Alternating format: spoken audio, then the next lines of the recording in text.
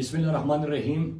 इस वक्त जो हम सिंध में सूरत हाल देख रहे हैं कि किस तरह दो महरूम तबके या दो महरूम कौमों को एक दूसरे के सामने खड़ा करके उनकी महरूमियों को एक्सप्लॉइट करके किस तरह एक दूसरे से लड़ाने की कोशिश हो रही है और लिसानी फसादात या लिसानियत के नाम पे मुल्क में इंतशार फैलाने की कोशिश हो रही है। इसके ऊपर आपसे बात करना चाहता हूं। लेकिन इससे पहले जो सिंध में मौजूदा सूरत हाल पैदा हुई या जो आग लगी, उसकी वजह ये थी कि दो फिरकैन के दरमियान एक तनाज़ा हुआ या लड़ाई हुई।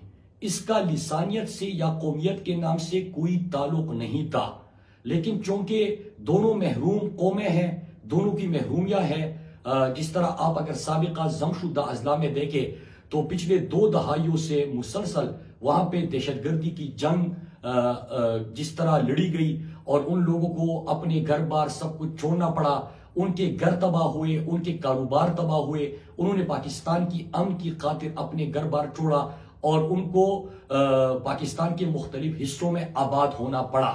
बहुत सारे लोग ऐसे हैं, अगर आप मुख्तलिफ फैमिली से बात करें तो इस दहशतगर्दी या अमरीका की जंग में बहुत सारे हमारे जमशुदा अजला के लोग हैं जिनके घर से जनाजे भी उठे पाकिस्तान की अमन की खातिर। और दूसरी तरफ अगर हम सिंधियों को देखें तो सिंध में अरसे दराज से या जो 3-4 नस्लों से जरदारी और जो फर्जंदी जरदारी की हुकूमत चली आ रही है, उनके नाम पे तो सियासत बहुत हुई, लेकिन उनकी आज महरूमियों की वजह अगर वहां पे सेहत, तालीम, पानी, कोई भी बुनियादी जरूरत उनकी पूरी नहीं होती तो उसकी बड़ी वजह उनकी करप्शन है, उनकी नाअहली है। लेकिन फिर भी हमेशा उनको उनके नाम को इस्तेमाल करके, कौमियत के नाम को इस्तेमाल करके उनको हमेशा लड़ाने की कोशिश की गई है, उनको हमेशा इस आग में धकेलने की कोशिश हुई है। तो पहली चीज तो ये कि जो मौजूदा सूरत हाल पैदा हुई है वो दो फरकैन के दरमियान लड़ाई के नतीजे में दो फिरकैन के दरमियान लड़ाई थी, एक तनाज़ा था और इसका कौमियत से कोई ताल्लुक नहीं था।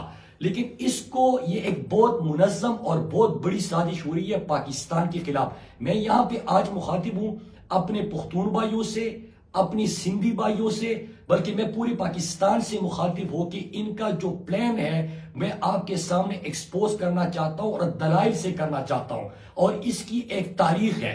पहली चीज ये कि अब जब ये दो फिरकैन के दरमियान लड़ाई हुई तो उसके बाद जो कार्रवाइयां हुई या जिस तरह लिसानियत का रंग दिया गया तो उसमें रियासती सरपरस्ती दिखाई दी।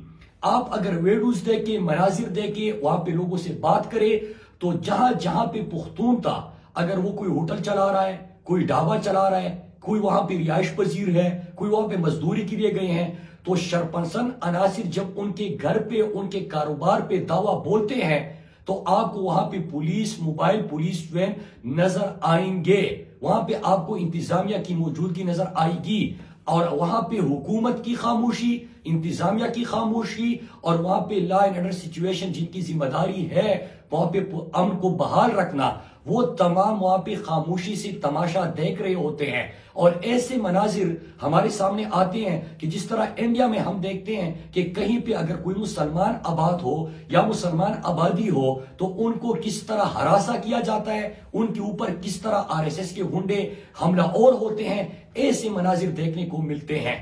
इसमें न सिंधी कौम का कोई कसूर, न पुख्तून कौम का कोई कसूर, न उनका लड़ाई से कोई काम, न ये दो कौमियत के दरमियान लड़ाई, लेकिन उसको किस तरह लिसानियत का रंग देके एक दूसरे से लड़ाने की कोशिश हुई। और हमारे खदशात में मजीद इजाफा तब होता है और ये खतरनाक प्लान मजीद हमारे सामने इस तरह आता है कि जब पाकिस्तान में रिजीम चेंज ऑपरेशन हुआ, और मैं पूरी कौम को ये बताता चलूं कि कहीं पे दुनिया में रिजीम चेंज ऑपरेशन होता है तो जिस तरह पाकिस्तान में इकोनॉमी कोलैप्स कर गई, जिस तरह की महंगाई की एक लहर आ गई, ये चीज भी होती है और साथ में वहां पे फसादात, इंतिशार और तकसीम भी शुरू हो जाती है जहां पे रिजीम चेंज ऑपरेशन होता है।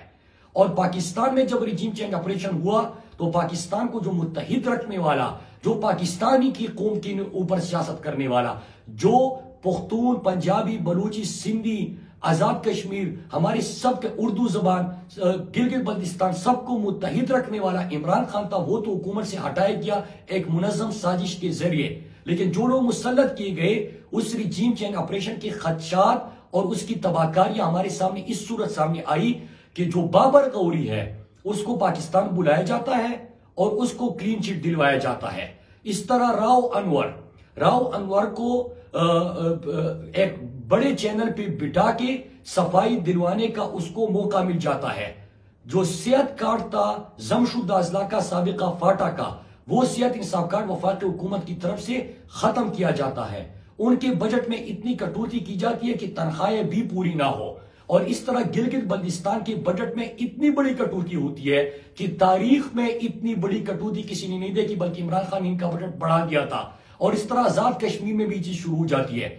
जब ये तमाम चीजें हो रही थी तो उस वक्त भी मैंने गिलगित बल्तिस्तान के वजीर आला के हमरा प्रेस कॉन्फ्रेंस करते हुए ये बात कौम के सामने रखी कि जो इंडिया का ग्रेटर गेम प्लान था कि पाकिस्तान को तकसीम करना, आपको अजित दोवल डॉक्ट्राइन का इल्म होगा। ये बारहा हम प्रेस कॉन्फ्रेंस में आपको बता चुके हैं। आपके सामने जो आरएसएस और हिंदुत्व की सोच वाला नए दौर का हिटलर है मोदी, उसकी मनसूबाबंदी का आपको इल्म होगा कि किस तरह वो पाकिस्तान को तकसीम करने की मुनज्जम कोशिश कर रहे हैं। और यहां पे कौमियत को हवा दे के, लिसानियत पैदा करके, लिसानियत के नाम पे लोगों को लड़ा के किस तरह पाकिस्तान में इंतशार की कोशिश की जा रही है। फिर इसके साथ साथ आपको याद होगा कि जरदारी ने खुद अपने एक इंटरव्यू में अरशद शरीफ के साथ कहा था कि ये नवाज शरीफ ग्रेटर पंजाब बनाना चाहता है और पाकिस्तान को 3 हिस्सों में तकसीम करने का जो इंडिया का प्लान है उस तरफ आगे लेके जा रहे हैं। लेकिन चूंकि आज आप सारे ये इंपोर्टेड हुकूमत जब बना, अमेरिका के कहने पे सारे मुत्तहिद हो गए, अब हमें इस आग की तरफ धकेल रहे हैं। मैं एक और चीज यहाँ पे बताता चलूं और फिर मैं सिंधी भाइयों को और पख्तून भाइयों को पैगाम भी देना चाहता हूं। आज से 2 साल पहले मैं सिंध के दौरे पे गया और वहां पे मैंने कराची में और इंटीरियर सिंध में मुख्तलिफ जलसों से खिताब किया। वहां पे जो लोग भी मुझसे मिलते थे वो मुझे जरदारी के करप्शन के सहूलतकार मुराद अली शाह किस तरह हवा दे रहा है लिसानियत को, किस तरह वो लिसानियत पे सिंधियों को, पुख्तूनों को और पंजाबियों को लड़ाने की कोशिश कर रहे हैं, किस किस्म की फिजा सिंध में क्रिएट हो रही है। उसमें बाटोड़ कम्युनिटी के कुछ लोग थे जो अपनी मजदूरी वहां पे करते थे, जिनकी अरसे दराज से वो वहां पे मुकीम थे, उनको जो जमीनें उनकी थी वो खाली करने का कहा गया। किस तरह उनको घर खाली करने का कहा गया, कहीं पे उनके हुजरे बने हुए तो उनको खाली करने का कहा गया। और ये हवा दी गई कि खैबर पुख्तनख्वा की या साबिका फाटा के जमशुद अजला के लोग आके यहाँ पे सिंधियों की जमीनों पे कब्जा करके सिंध को माइनॉरिटी में बदलना चाहते हैं। ये एक फिजा वहां पे क्रिएट की गई थी। मैंने अपनी तकरीरों में मैं फिर पूरी पाकिस्तानी कौम को कहना चाहता हूं, एक होता है कि ये इस किस्म की जो फिजा क्रिएट हो जाए, पॉपुलर स्लोगन सामने आ जाए, तो उसमें आग के ऊपर तेल छिड़कना आसान है, आग को भड़काना आसान है, लेकिन उस आग को बुझाना और उसको कंट्रोल करना, काबू करना मुश्किल होता है। हमने इन हालात से पहले 2 साल पहले सिंध जाके मैं मुख्तलिफ जगहों पे जलसे करके मीडिया के सामने मैं वार्न कर चुका था कि जो इस वक्त जरदारी माफिया करप्शन करके लोगों का खून चूस के जब सिंध की कौम कड़ी हो गई है, वो जरदारी माफिया के खिलाफ खड़ी हो गई है, तो ये फिर सिंधी काट खेल के पुख्तूनों और सिंधों को लड़ा के, पंजाबी और सिंधियों को लड़ा के इस किस्म की कोशिश कर रहे हैं अपनी सियासत बचाने की जो इनकी तारीख है, लेकिन इन कौमों को बर्बाद कर रही है, इन कौमों के खून के ऊपर सियासत करने की कोशिश कर रहे हैं। लिहाजा मीडिया के सामने मैंने वार्न किया और मैंने बताया कि इस आग को रोका जाए और रियासती इदारों से अपील की। लेकिन उस वक्त शायद तरजीह ये नहीं थी। तरजीह क्या थी कि उस्मान बुजदार को हटाओ। हम बात कर रहे थे कि ये आग लग रही है, इस आग को रोकने की कोशिश करें, ये आग फैल जाएगी, ये हम सबको जला के राख कर देगी। लेकिन तवज्जो उधर नहीं थी, तवज्जो ये थी कि बुजदार को हटाए। फिर उसके साथ एक और चीज मैं आपके सामने रखना चाहता हूं कि आपको याद होगा और मैं क्यों वार्न कर रहा हूं कि नकीबुल्लाह महसूद जो शहीद किया गया था, उसके बाद किस तरह फिजा क्रिएट हो गई। नकीबुल्लाह महसूद को तो इंसाफ नहीं मिल सका। नकीबुल्लाह महसूद के जो कातिल थे राव अनवर, जरदारी ने उसको अपना बहादुर बच्चा कहा और आजकल टीवी चैनल पे उसको बिठा के उसको सफाइयां दिलवाने की कोशिश की जा रही है। लेकिन नकीबुल्लाह महसूद के खून के ऊपर जिन्होंने सियासत की, आज वो तमाम जरदारी, राव अनवर जो नकीबुल्लाह महसूद के कातिल का जिसका बहादुर बच्चा था, वो तमाम जुमातें पुख्तूनों के नाम पे सियासत करने वाले, बलोचों के नाम पे सियासत करने वाले, सिंध के नाम पे सियासत करने वाले, पंजाब के नाम पे सियासत करने वाले, आज वो तमाम जुमातें इकट्ठी बैठी है।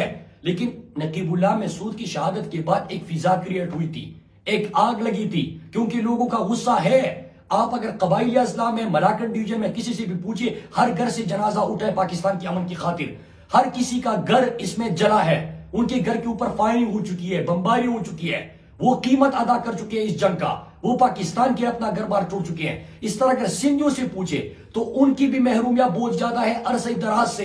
लेकिन आज ये सारे इकट्ठे होके एक दूसरे को, सियासत को जिंदा करने के लिए हमारी कौमियत को इस्तेमाल कर रहे हैं और सियासती सरपरस्ती में कर रहे हैं। पुलिस मोबाइल है वहां पे खड़े होके सिंध हुकूमत की मौजूदगी में, सिंध की इंतजामिया की मौजूदगी में पुख्तूनों के घरों पे चापे मारे जा रहे हैं, उनको घरों से उठाया जा रहा है, उनको कारोबार बंद करने की धमकियां दे रहे हैं। अगर कारोबार बंद नहीं करेंगे तो उनकी कारोबार को आग लगा दी जाएगी, उनको कत्ल कर दिया जाएगा। मीडिया कैमरे लगा के उनको इस किस्म की वार्निंग दी जा रही है। सरपरस्ती कौन कर रहा है? यही पीपल्स पार्टी वहां पे बैठी है, और जो पुख्तूनों के नाम पे सियासत करने वाले थे वो भी इनके साथ बैठे हैं। फिर जलेंगे कौन? नुकसान किसका होगा? हमारी सिंधी भाइयों का होगा, हमारे पुख्तूनों का होगा, पाकिस्तान का नुकसान होगा।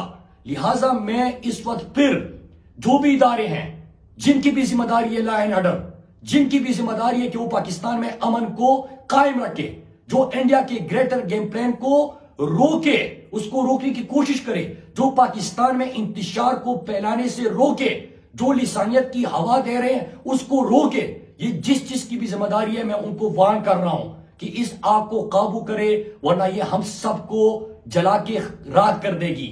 ये पाकिस्तान की बात है, ये हम सब की बात है। अगर कोई पुख्तून का नुकसान होता है, उसके घर पे हमला होता है, उसके कारोबार को बंद किया जाता है, उसको कत्ल कर दिया जाता है, तो हम सब का नुकसान है। अगर किसी सिंधी भाई के साथ ये होता है तो ये भी हम सब का नुकसान है। शरपसंद अनासिर हर जगह पे होते हैं, लेकिन अगर रियासती सरपरस्ती में इसी तरह इस आग को भड़का के अपनी सियासत को जिंदा रखने के लिए और रिजीम चेंज ऑपरेशन के बाद पाकिस्तान में तकसीम, इंतिशार और फसादात करवाने का मजमूम मकसद अगर कामयाब होता है तो ये हम सब का नुकसान है। लिहाजा मैं वार्न कर रहा हूं, पहले भी कर चुका था, आज भी कर रहा हूं कि हमने इस आग को रोकना है। और अपने तमाम भाइयों को, सिंधी भाइयों को, पुख्तून भाइयों को, पूरे पाकिस्तान को मैं सबको बताना चाहता हूं कि जिन्होंने भी आपके नाम पे सियासत की थी ये सारे आज इकट्ठे हैं, लेकिन फिर से हमें आपस में लड़ाने की कोशिश कर रहे हैं। और जिनकी महरूमिया होती है उसको एक्सप्लॉइट करना आसान होता है, और वो एक्सप्लॉइट कर रहे हैं। हमने इनके ट्रैप में नहीं आना, हमने अपने मुल्क का सोचना है, अपने लोगों का सोचना है, आपस में प्यार मोहब्बत से रहना है, और हमने दुश्मन के अजाइम को खाक में मिलाना है। और हम सब ने, आपने भी, जहां भी आप खड़े हो, जब भी, तो आप भी सवाल करें उन इदारों से, उन लोगों से जिनका काम है अमन कायम रखना, कि आप इसमें अपना किरदार अदा करें। सब्सक्राइब करें और बेल दबाएं ताकि कोई खबर रह न जाए।